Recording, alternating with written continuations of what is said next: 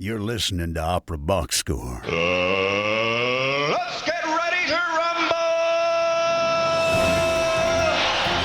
Wherever you are, however you're listening, it's America's talk radio show about opera. It's Opera Box Score. I'm Weston Williams, joined by Oliver Camacho.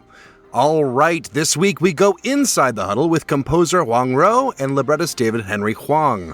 Later this month, the world premiere recording of their first collaboration, An American Soldier, will be released just in time for Asian American and Pacific Islander Heritage Month.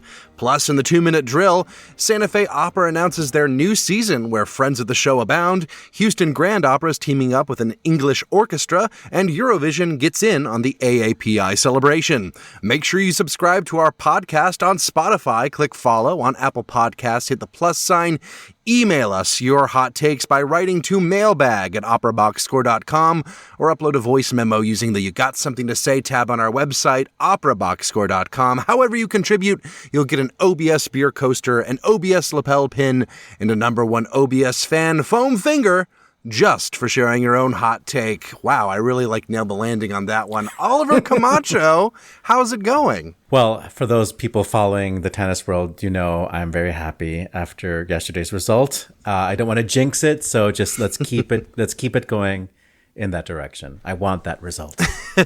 I don't know what that result is. I don't want to bore you, but people who are paying attention to me, I really do appreciate it. Sometimes I start to feel that urge to know about tennis come up, and I'm like, I should ask Oliver. And then my conscious brain clamps down and says, for the love of God, do anything but that.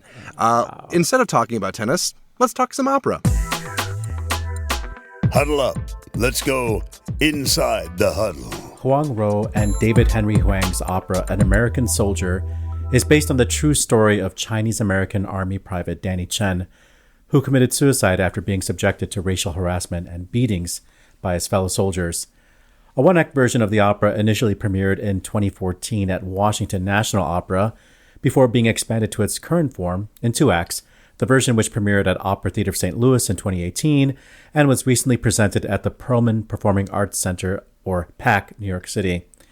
It's that version which is about to be released as a commercial recording under the Platoon label, featuring the American Composers Orchestra conducted by Carolyn Kwan, and starring Brian Vu as Danny Chen, Nina Yoshida Nelson as his mother, and Hannah Cho as Chen's schoolfriend Josephine Young. Before Huang Ruo and David Henry Hwang go inside the huddle, let's hear Danny's Act 2 aria, I'm Sorry, Amma. I'm sorry, Amma. You didn't understand me. Now I don't know if I understand myself. I've got to find it, find a way out, find my team. I feel so lost. I want to be an American soldier, but no one can see that, now not even me. Leave no man behind, the warriors say, yet I'm left behind before the battle begins. I love my country, put my life on the line. But does my country love me, or am I the enemy? Amma, forgive me. I won't be defeated. Got to control what's left of my life.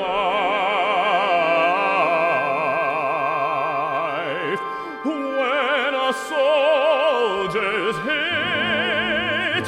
Once he goes down unconscious, a vegetable, that's when it's time to pull the plug.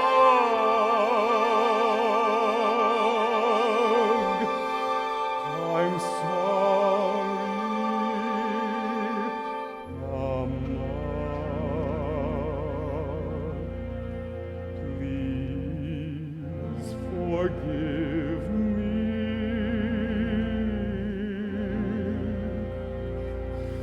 I'm sorry,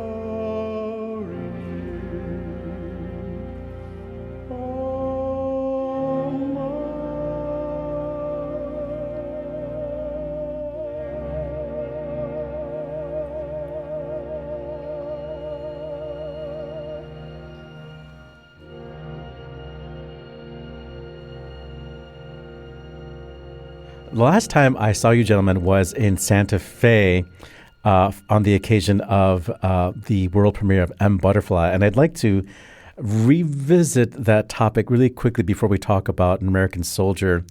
M. Butterfly was your second collaboration, and that show deals with the intersection of Chinese and queer identities in the West. Can we talk about how intersectionality is now sort of a theme that carries over from both of these productions, American Soldier and M. Butterfly? I don't know who wants to start first. Yeah, I mean, I think one of the things that M. Butterfly is based on my play, which premiered in the late 80s. And at that time, the term intersectionality wasn't really used. But this notion that these various isms, whether it's racism, imperialism, sexism, are related is, I think, simply very true. And whether or not it had been articulated back then is a reality of the societies that we live in. And so where it comes to An American Soldier, we also see the intersection, if you will, of the racism that Private Danny Chen experienced, which we will discuss further, along with other sorts of oppressions that have taken place in the military against women, against other people of color, and how that all fits together into the ideal of America and the degree to which we still have to work to achieve that ideal. Huang Ruo, you have been working in the U.S., is it safe to say, for most of your professional career? Yeah, I live in U.S. longer than anywhere. Okay, so Yeah. you do probably have this experience of what it's like to be an other, in quotation marks, in Western classical music, which, obviously there are performers on the stage, especially in the orchestral world. There's lots of Asian representation there, but opera and composition, let's say, have not really been. It's not been equal in terms of the representation in those fields. When you were working on both of these shows, did your own personal experience come to play in your desire to work on these projects? Being considered an outsider was not new to me, and of course, now I have my own children born and raised in this country. Also, that affects me tremendously as well when I'm writing An American Soldier, because the first and second generation, the differences, and also the common ground, right? So in Danny Chen's story, Danny's parents came from China.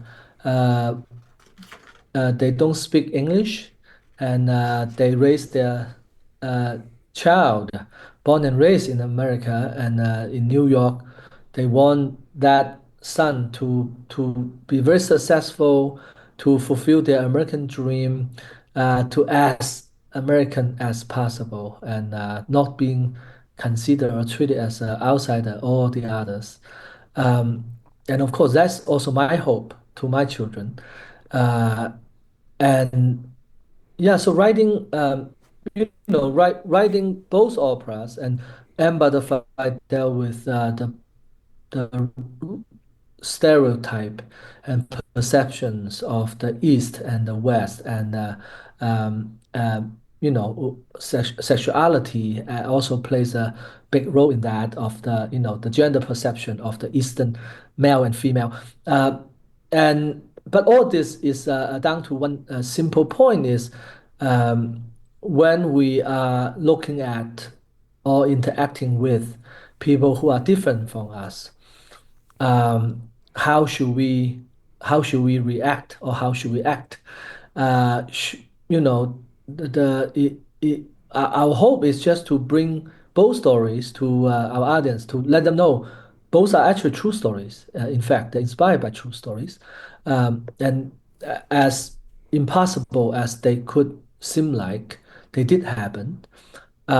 So it's not only look at it, listen to it as an opera, as this happened uh, uh, in just one instant or just as one off, but actually there is a longer tradition and a history of reasoning behind them.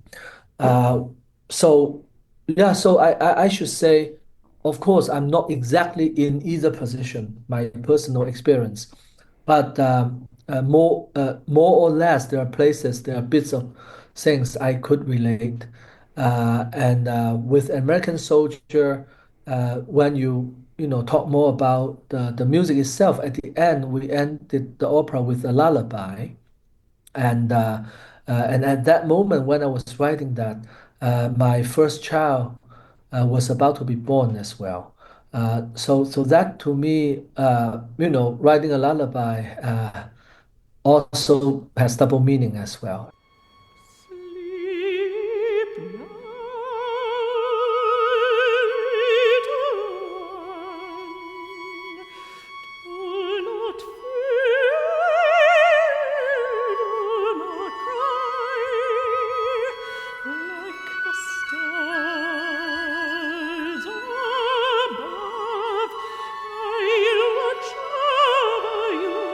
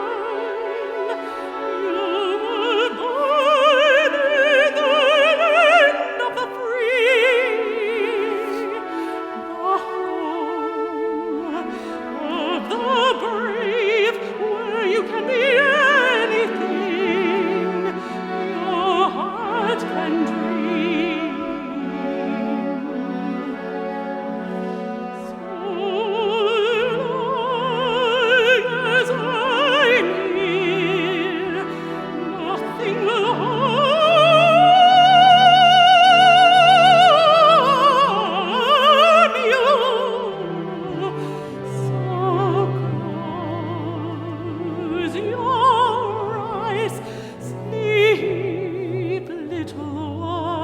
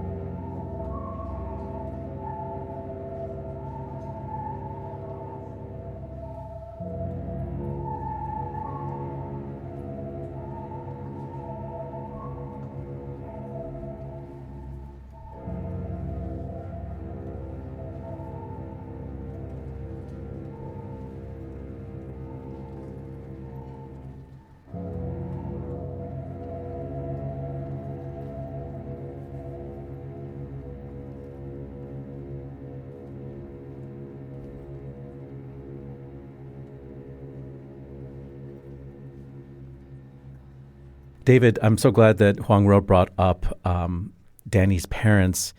It seems to me it could be a very poignant experience for Danny's parents to have attended the opera. Can we just take it back a little bit to you writing this libretto? And I don't know if you consulted the family and up to the point where they actually attended a performance.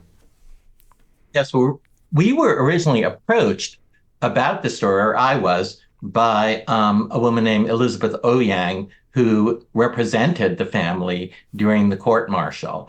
And when Huang Ruo and I became interested in doing it as an opera, of course, one of the things we wanted to do first was confirm that the family was indeed supportive of what we were doing. And so Huang Ruo met with Mother Chen, and she cried, and I think that maybe was one of the triggers for making the mother-son relationship the emotional spine of the piece. But when we premiered the 1 hour version, which was at Washington National Opera, and Danny's parents attended, that was just like 2 years after his death, maybe 3 years. So everything was still very raw. And I think it took great courage for them to see the show and then become even more supportive of it, such that larger groups of family came to watch the show when the full-length version premiered at Santa Fe Opera Theater of St. Louis, and then also when we did it at PAC NYC in New York, in Lower Manhattan, near where Danny grew up, near Chinatown. A lot of the community showed up to support this story. And one of the details that has always struck me was I always saw Danny's father wearing this cap at the performances. I never quite knew what was up with it. And I only learned during the New York premiere that cap used to be worn by Danny, so that when his father wears it at the performances, it's as if Danny was there. Mm-hmm. Yeah. Huang Ruo, I have read a review of the show with the music being described as relentless, leaving an audience member emotionally spent by the end. The reviewer says one is worn down by a series of body blows as opposed to a single knockout punch. This is a story ultimately about, bullying, about hazing. Can you talk a little bit about this, sort of relentless approach you had and the torture you put Danny Chen through, and how, in essence, this becomes, a tour de force role for the singer taking on the role of Danny Chen, and how maybe in opera we haven't had an Asian male character being centered where they really carry the show. Right. And I do hope that this could create a main operatic role for many Asian and Asian American tenors in the future. And you are right that the singer who sings Danny Chen in almost every scene, and it does need very very strong voice to continue being present, but also is a useful voice. It's written for a lyric tenor or light lyric tenor.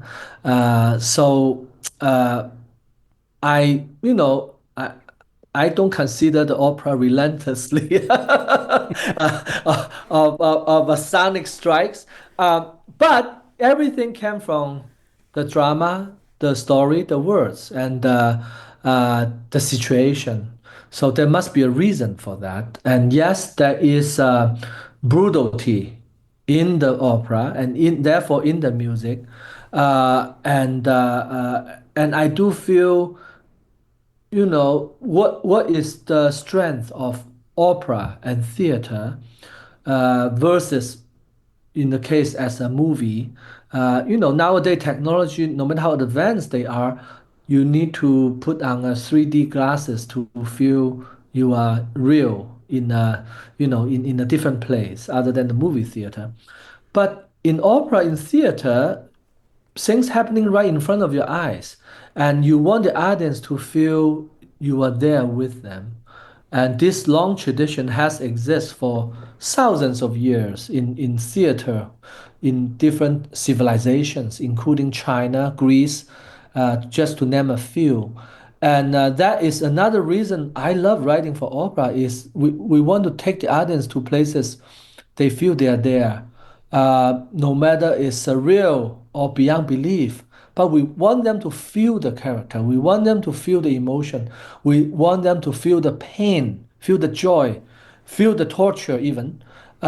So and yes, the music was created that way for that reason, because what Danny Chen went through is not a knockout punch of one day, one time, but it was a period of suffering, and not only physical but also psychological, and that and I do hope that music could deliver that feeling. This opera ultimately is a statement about racism and about how the American slogan of out of many, one isn't true for a lot of people. It strikes me that this opera is receiving its world premiere recording in a time that is very complicated for creators in art who have been for many years trying to dismantle systematic racism, and now we may suddenly find ourselves in danger of pointing out what what we all know and maybe being deplatformed because of this type of work. David, I'll ask Huang Ruo the same question, but can you talk about maybe the danger of presenting this work right now and talking about these issues? Sure. I mean, this is a moment when the very definition of what it is to be an American is being called into question. And I think it's really important that we not self-censor, that we as artists continue to tell the stories that we want to tell, that are the true stories, that are stories that represent all the people in America, and stories that are fresh and haven't been told before, and therefore more exciting artistically. And for me, DEI stands for diversity, excellence, and inclusion, because you can't have true excellence without diversity and inclusion. Huang Ruo, my parents are immigrants, and I have been very cautious about my own political views because I have all these public platforms. I'm a public person, and I don't feel so safe right now. And I don't trust that that other Americans would look at me and recognize that I'm American just by looking at me. And now we have this political situation where China is being painted as an enemy. Are you feeling this right now? Are you preoccupied by the notion that Chinese people in the U.S. might be facing challenges that are unique? To me, I think, living in New York and among my artistic friends, I think maybe is a bubble, or is not exactly representing the realism in our time, in our world right now. But I also have shared your same feeling of not feeling safe, not feeling the same, and needing to also watch my own back as well, and to be aware, be alarmed of words and actions which might come our way. But I think, as what David say, particularly in a time like this, we as artists, we need to be truthful to what we believe in, and truthful to what we try to be inspired to create. We are telling a story that really happened, and I do feel one of the strengths of this country is we could have the platform, have the space to share stories like what happened to Danny Chen, and to debate, to discuss, to respectfully disagree, and then hopefully to find solution and to really find what caused this, what happened, and what can be done better. And I do hope these kind of questions, they will sustain the time, and will always be relevant, no matter now or several years or in the future, because this is like a mirror, examining and re-examining who we are, first and most as humanity, second as American. And so that to me is a larger picture I want to look at.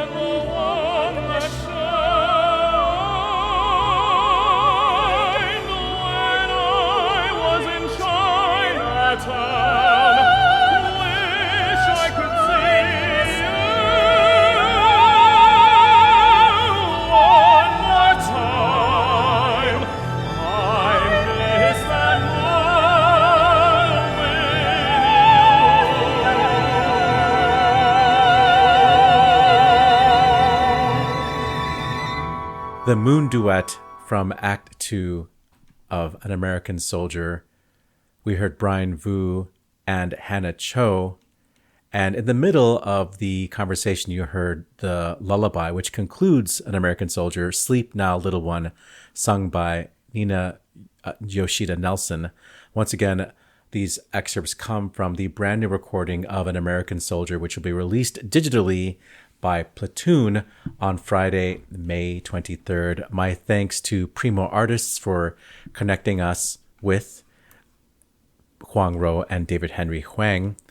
It got me thinking about what operas have I seen that were composed by Asian composers, and obviously M. Butterfly qualifies. But in Chicago, both of them, the other two I saw were at Chicago Opera Theater, Taking Up Serpents by Kamala Sankram, and an opera that we really, I think, both enjoyed very much, The Life and Deaths of Alan Turing by friend of the show, Justine F. Chen. What about you and your familiarity with operas composed by Asians? I mean, there's a lot of good ones out there. Just springing to mind at the moment, Du Yun is fantastic. Her opera Angel's Bone I believe won the Pulitzer, if I recall correctly. It's such a cool piece. You know, obviously much more my speed, kind of horrifying. But you know, everything she does is gold. Every time there's something that comes out that she writes, I'm all over it. I'm also still kind of on the Tan Dun train, the Chinese American composer. And I think mostly because of two reasons. One, because I actually did a talk at the Chicago Symphony Orchestra a few months ago for the sort of live orchestral accompaniment of Crouching Tiger, Hidden Dragon. Yeah, and we gained one listener from it, right? We sure did. Maybe they're listening right now.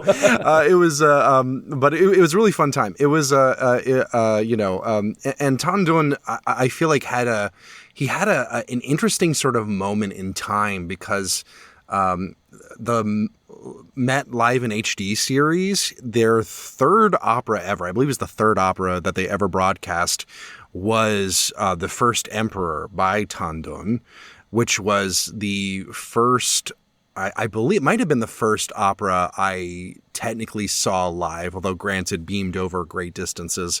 This would have been back in probably 2007 or so.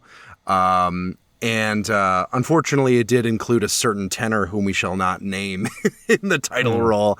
But I really like Tan Dun because he has this sort of philosophy of combining Eastern Chinese traditional instruments and Western techniques and instruments as well. You hear it a lot in his film music, of course, but even in his operas too. He's done a few operas actually.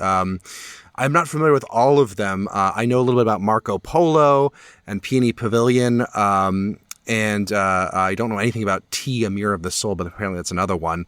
But he had like this period in the 90s to about 2010 where he was kind of the it girl for a while in terms of new operas because he had such a distinct style combining this sort of Italianate opera style and very much in the style of, 19th century Italian opera, interspersed with elements of Beijing opera, traditional instruments, and of course his signature nature-inspired, like water gongs and stuff like that, where he, using very natural things as percussion instruments. And he kind of fell off of that. I don't think he's done an opera since 2010, but I think it'd be really fascinating if he came in and tried again. Someone should commission him one more time because he's from a generation of composers who were born in China that grew up during the Cultural Revolution, where there was this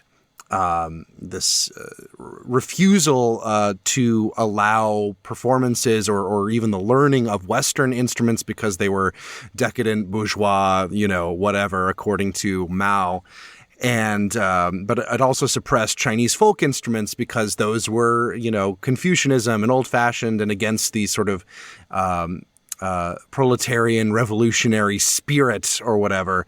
And he was one of the first graduating class really to come out of the music conservatory that was actually able to compose using traditional Chinese folk instruments and Western instruments. And he's made it this sort of, mission throughout his career to combine these two styles. I think he lives in Boston now.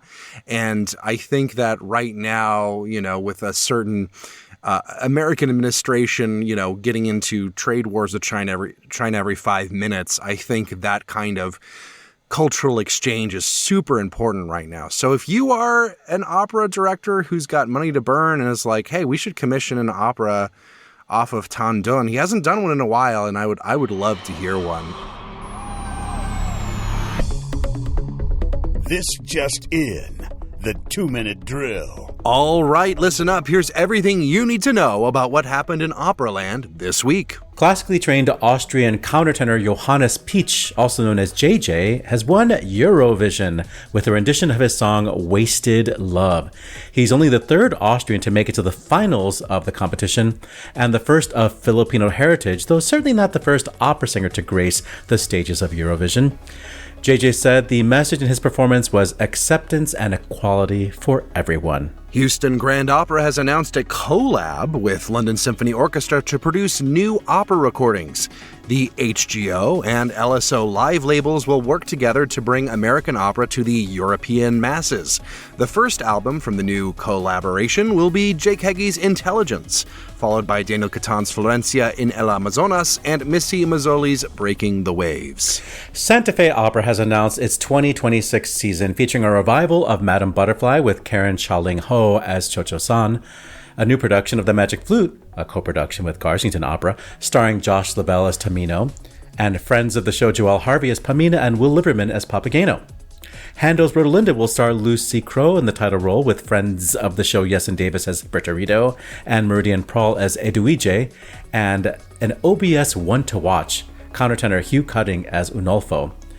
The company's 2021 production of Eugene Onegin returns, conducted by friend of the show Carrie Lynn Wilson, and the American premiere of Tobias Picker and Arya Lev Stolman's Lilla Elba, winner of the 2023 Oprah Award for Best World Premiere, will star friend of the show Lucia Lucas and will be conducted by friend of the show Roberto Kalb. Major awards news: Swedish soprano Carolina Bengtsson has won this year's Birgit Nilsson Stipendium, along with 250,000 Swedish krona, about $25,700 US.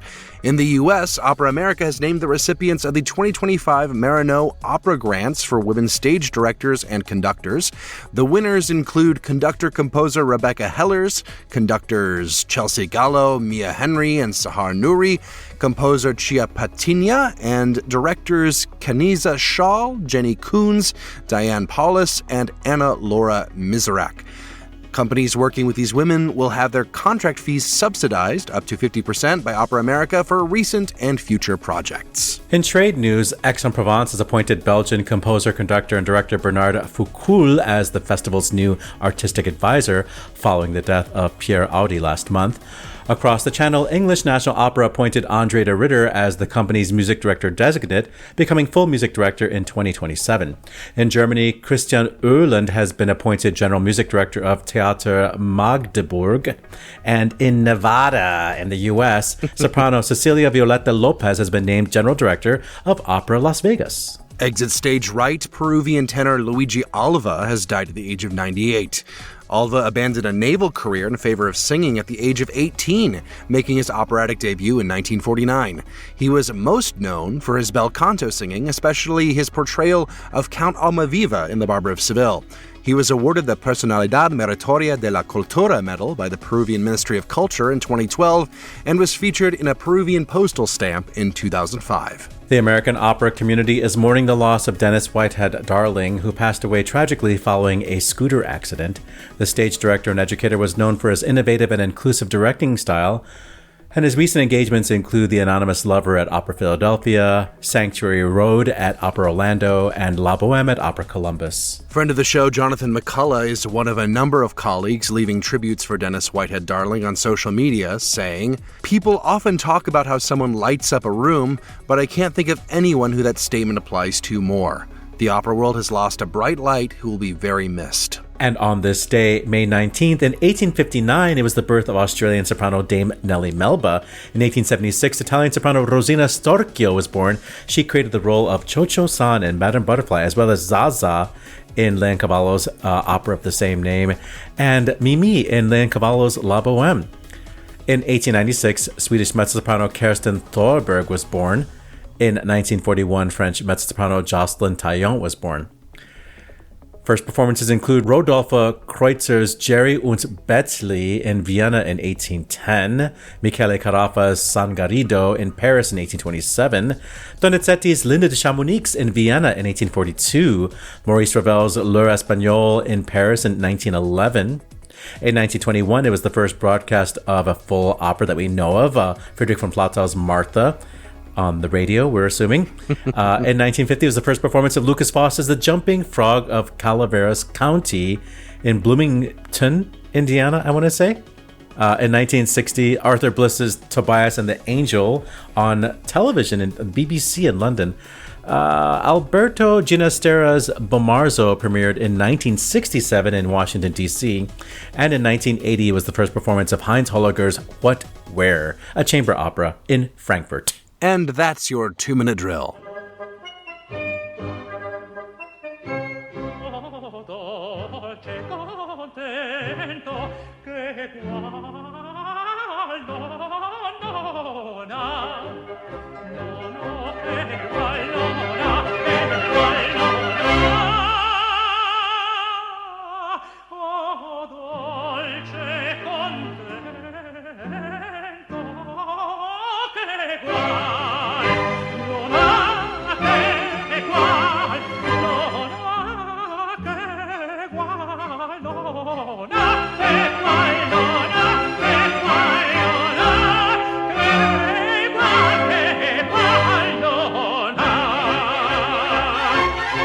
The late Luigi Alva with the orchestra of Teatro La Scala conducted by Claudio Abbado from the movie of that production at La Scala of Barber Seville.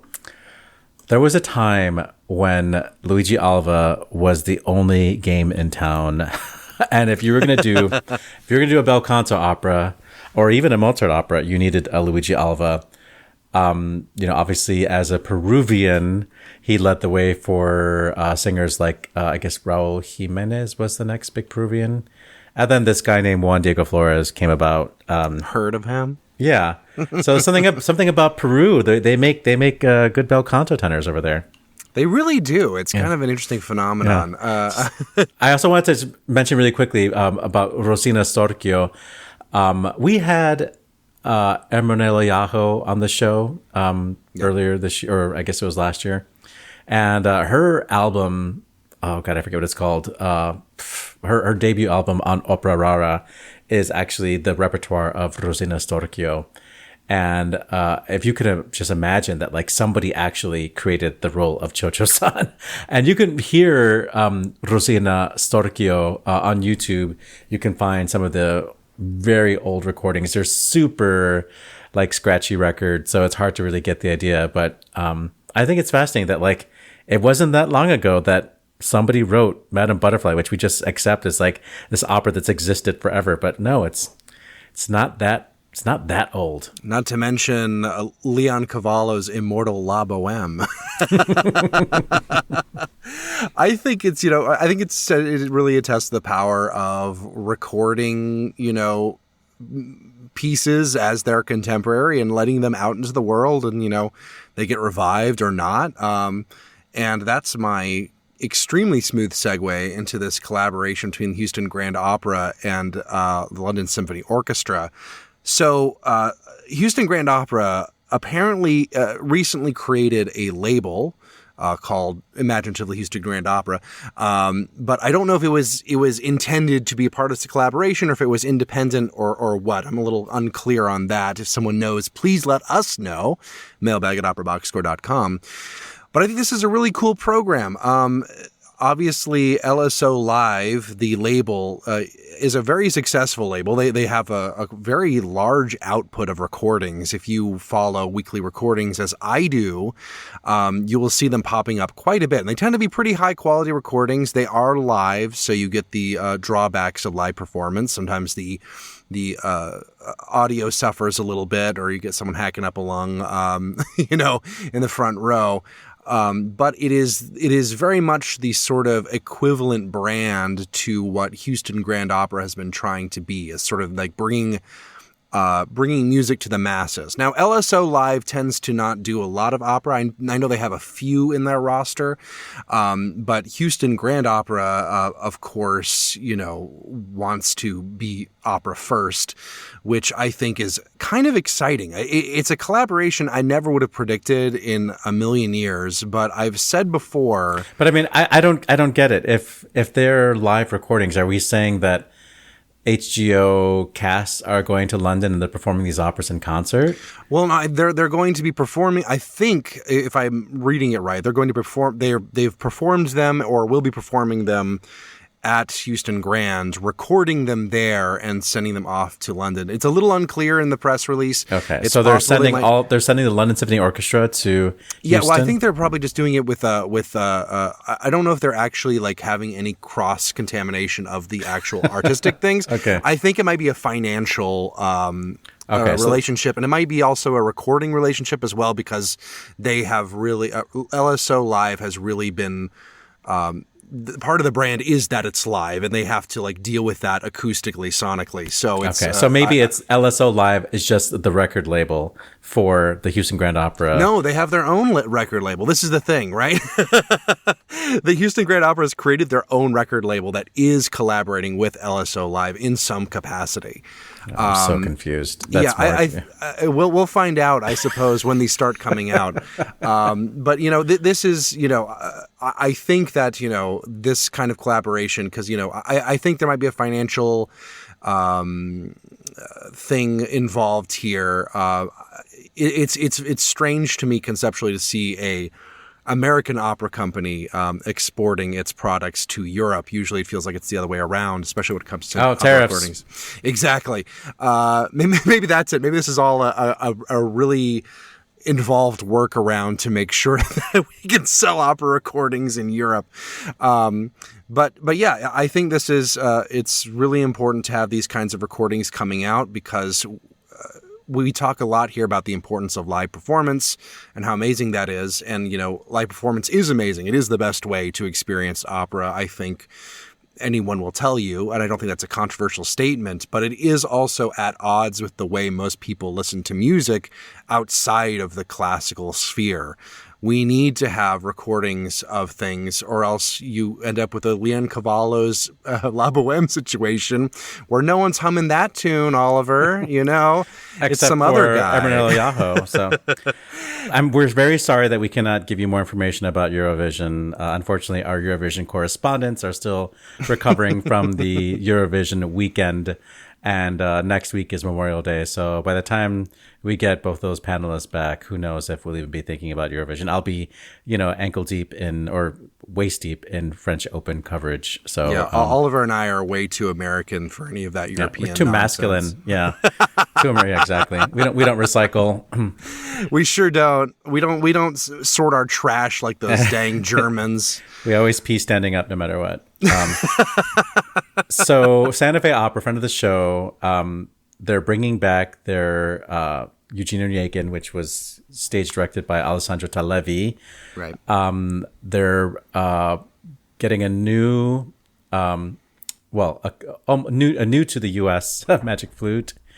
There's a revival of their Butterfly. I've never seen their Butterfly, so it's probably hasn't been back for a while.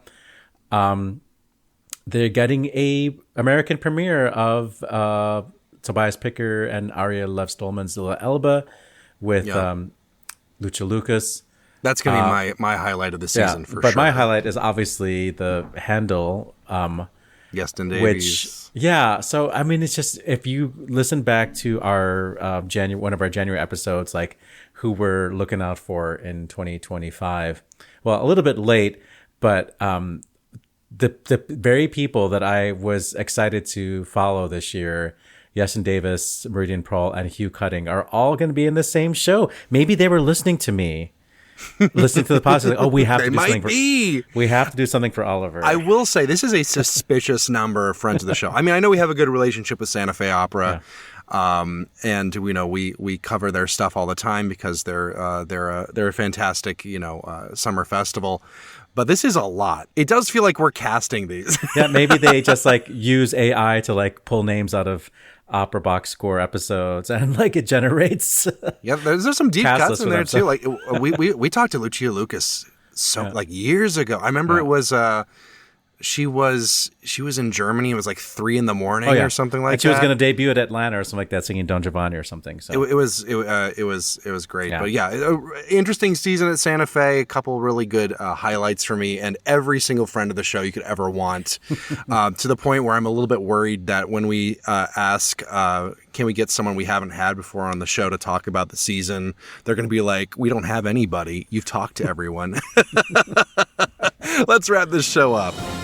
Good call, bad call on Opera Box Score. Good call, bad call. That's how we end things around here. I think I might start with Oliver Camacho. I have 2 good calls this week. I think it's so nice to see the humility of friend of the show, Jack Swanson, on social media. I don't know if you follow Jack Swanson on social media. He's a great follow because sometimes he puts up clips of him singing. Sometimes he does like social media takeovers for whatever opera company he's singing at. But this has been a big run up to his Met debut as Almaviva in Barbara Seville. And he just seems like so grateful. And I could just imagine like how hard he's worked to get to this point in his career. And we see so many people, come to the Met and make their debut, and I don't ever hear about it. It's like, great, you did that, But he's really celebrating the moment, and I have no reason to be proud of him. I didn't do anything to help him, but like I'm just content watching him excel. I also want to shout out a brand new opera company in Chicago called Chicago City Opera. They're actually a rebranded company. But for their debut, they were very ambitious in putting on Korngold's Die Tote Stadt in a cemetery with piano accompaniment, which already I feel like is 2 strikes against it. But they pulled it off, mostly thanks to the cast, very strong cast. Noah Gardner as, I forget the name of the role, it's like Fritz or something like that, who sings that famous Pierrot Tanzlied, gorgeous. Alana Spencer as Marietta, and stealing the show, tenor Jordan Lloyd, who sang the role of Paul, which is a big, big sing. And they were phenomenal. They busted my eardrums. It was, you often hear about Die Tote Stadt. Like if you have the cast to do Die Tote Stadt, you might as well put on like Siegfried or something like that, And like now I understand why they say that, because the role of Paul is a really heavy lift, and Jordan did an amazing job. Yeah, and conducted by a friend of the show from way back, Alexis Enyart, too, I believe. Yes, absolutely. And, actually, that was the Chicago premiere, apparently, of Die Tote Stadt, which is crazy to me. Yes. We are apparently an anti-Korngold city here in the Midwest. I have a good call, which might reveal that I'm a fake opera fan. But it is Nellie Melba's birthday, born in 1859, as you said, Oliver, May 19th.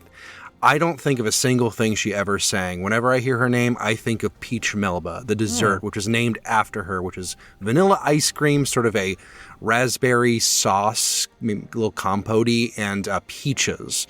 And as a little Southern boy, I love me some peaches in my dessert, and I love Peach Melba, and that's your fun fact about Nellie Melba. That's it for this week's edition of America's Talk Radio Show about opera. Make sure you subscribe to the show wherever you get your podcasts. Get your voice heard and find links to stuff we've talked about at our website, operaboxscore.com. That's also where you can put your money where our mouths are. Give back to the OBS using the Support the Team tab. Your announcer is Norm Waddell. Your creative consultant is Oliver Camacho, and your audio editor is me. The executive producer of the OBS is George Cedarquist. For our guests, Huang Ruo and David Henry Hwang, I'm Weston Williams, asking you to continue the conversation about opera as you put peaches in your ice cream. along with a little bit of raspberry. We're back next week with the best of OBS because it's Memorial Day, and even podcasters need to take a break. Plus, you get more opera headlines, more hot takes, and more acceptance and equality for everyone. Join us.